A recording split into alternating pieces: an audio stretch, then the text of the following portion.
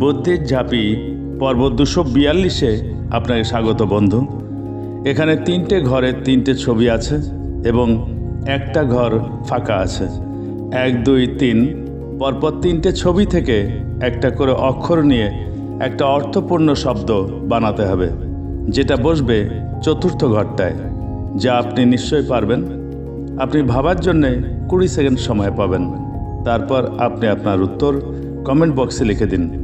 আপনার সময় শুরু হচ্ছে এখন।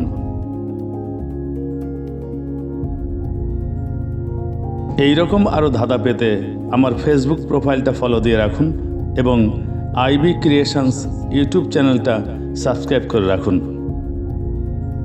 এই পর্বের সঠিক উত্তর আগামী পর্বে জানিয়ে দেওয়া হবে। সময় শেষ। পর্ব 241-এর উত্তর দরজা। পরবর্তী ধাঁধার আসর বুদ্ধির ঝাঁপিতে আপনার সঙ্গে আবার দেখা হবে। ভালো থাকবেন। ধন্যবাদ।